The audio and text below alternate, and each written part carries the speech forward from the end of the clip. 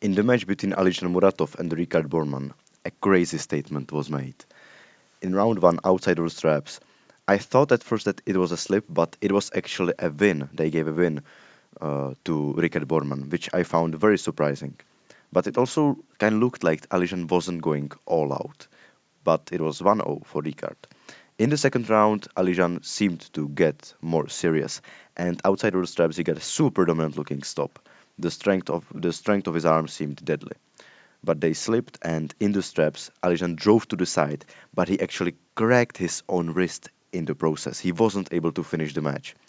Alizhan was stretching out completely to the offense, going to an offensive King's move, but the containment simply wasn't enough there. And eventually he got an elbow foul.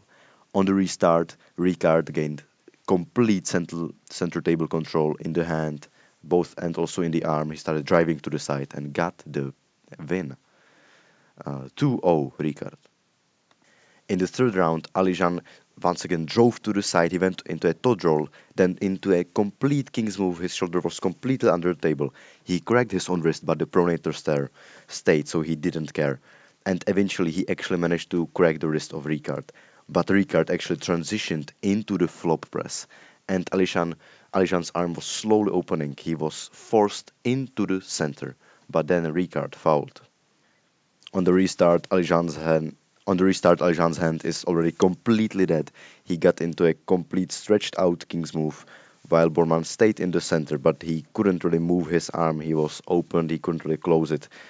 But Alizhan's shoulder was declined and he got one foul. So now it's one foul for both athletes. One more restart, and Alizhan once again stretches out into that complete King's move. Riekard is trying to get through that, work through it, and eventually he presses through. 3-0 for Riekard Bornman, an absolutely incredible, insane statement.